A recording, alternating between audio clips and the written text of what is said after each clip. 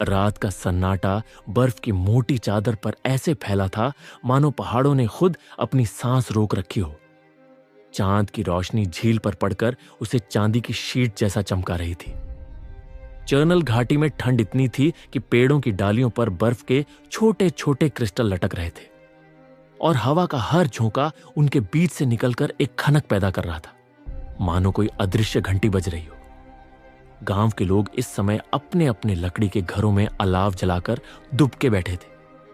यहां रात में बाहर निकलना आसान नहीं था, खासकर पिछले कुछ महीनों से। कोई भी खुलकर नहीं कह रहा था, लेकिन सबको पता था किसी ने घाटी को अपनी गिरफ्त में ले रखा है। गांव के मुख्य रास्ते पर एक परछाई धीरे धीरे बढ़ रही थी। काले ऊनी ओवरकोट में, कंधे पर पुराना लेकिन भारी बैग लटकाए और पैरों में काले लेदर के बूट जो बर्फ पर दबते ही एक क्रंच की आवाज करते। वो लंबा था, चौड़े कंधे, चेहरे पर हल्की दाढ़ी और आंखें। वो आंखें ऐसी थीं जो किसी को भी एक सेकंड में पढ़ सकती थी या चीर सकती थी।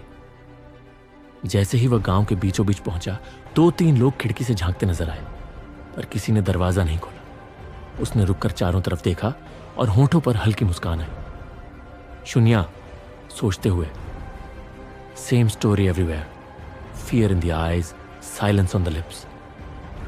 But fear is my favorite language. वह सीधे गांव के पुराने ढाबे की ओर बढ़ा, जहां अब सिर्फ एक लालटेन जल रही थी। अंदर पहुंचते ही उसने बैग नीचे रखा और हाथ से अपने बूट की बर्फ झाड़ी।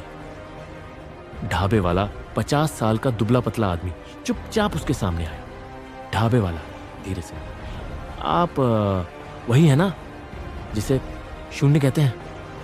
शून्या ने उसकी आंखों में सीधा देखा और बिना जवाब दिए एक ठंडी हंसी छोड़ी। शून्या, नाम याद रखने की जरूरत नहीं, बस काम का रिजल्ट याद रहना चाहिए। ढाबे वाले के हाथ कांप रहे थे। उसने धीरे से एक कप कड़क चाय रखी। मामले की शुरुआत ढाबे वाला झुककर बोला, साहब, पिछले हफ्ते से गांव में अजीब घटनाएं हो रही हैं। लोग बिना किसी निशान के गायब हो रहे हैं। कोई आवाज, कोई चीख, कुछ नहीं।